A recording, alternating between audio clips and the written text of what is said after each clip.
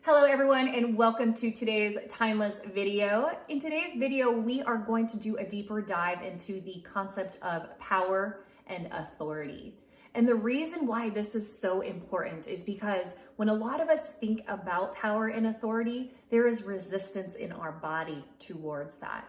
And so when there is resistance, that means that you are separating yourself from the concept of what power actually is. So in today's video, we are going to talk a little bit more about what is power and how is power structured. We're going to walk through 3 different types of authority paradigms in which we have been living in.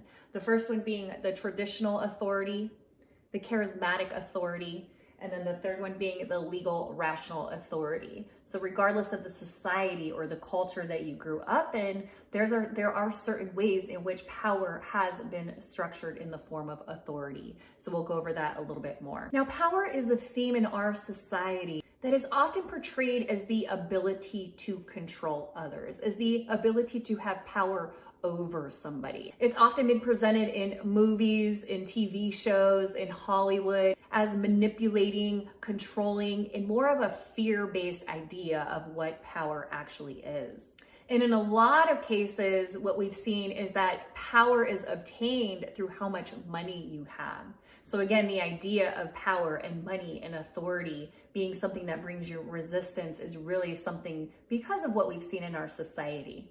We've also seen misuse and abuse of power, or what we call corruption in our businesses, in our education systems, and different institutions. And again, the truth is that we have all learned that this power is something that we have to give away to somebody or something that can make better decisions for us. There's that, again, that fear-based idea that we give our power away to somebody else. And don't get me wrong, it is necessary to have a structure of beliefs in order for all of us to coexist. But oftentimes what we have been living in is this idea of power being corrupted. So again, today's video is really going to hone in on what is power and how do you embody it for yourself to utilize your own authentic power. So when we look at power, you can think of power, it is a natural force of energy, right? It is the chi. And so power it's a form in which you move, you direct, you influence. And so power is a very strong energy that, again, we all embody unless we decide to give it away to somebody or something else. Therefore, we look at authority. Authority is the acceptance of the formation of the structure of power. So based upon what society you lived in, again, what culture you were a part of, there is a form or structure of authority that you have chosen to buy into. And again, by being aware of what you've decided on is very powerful all in itself, because once you're aware of something, you can have the option to change it. You have the option to make a different decision. You have the power to choose. So let's go into our first structure of authority. So when someone has a traditional authority, what that means is that they have taken this natural power and they have structured it in a way where people buy into the ideas, the concepts, the regulations, the laws through a form of the traditional authority. So a good example here would be Britain's Queen Elizabeth, right? There has been, the authority is traditional, and a lot of people follow this authority because they have bought into the past. They are invested in the past, and so they feel obligated to perpetuate the ideas, to perpetuate what has always been. And its legitimacy of having this authority exist simply because it's been around for a very long time. So these have been ideas and concepts that have been passed down from generation to generation to generation, and structures of belief systems and structures of authority into which how power is being used. The second type of authority is called charismatic authority. And this is where someone embodies and someone utilizes that power, and they have ideas and concepts that people resonate with because of their actual character of who they are. So a good example of this would be Jesus Christ.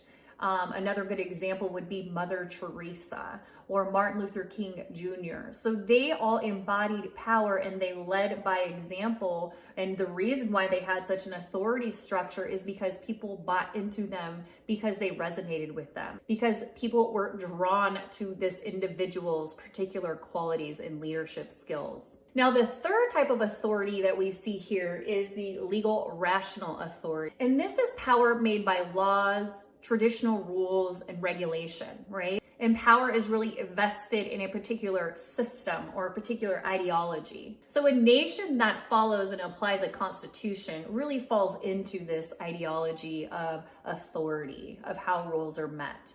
And the ranking of who's able to utilize the power depends on the ranking, depends on the office, right? So we have our government systems. We have the United States Congress is a good example of the legal rational authority, and people buy into that because they don't really have a choice. That is something that has been brought down. If you live in a particular area, this is the authority paradigm. And again, it's really important to understand what power actually is and that we all embody the power, and then to understand what paradigm have you bought into and what is the structure of beliefs that you have bought into. We are now living in a time of what we call the awakening, which simply means that we are awakening to more of who we are. The reason why we do the things that we do, the reason why we have given away our power. Our consciousness is simply evolving. And so we're all learning what it is that this power is that we naturally are tapping into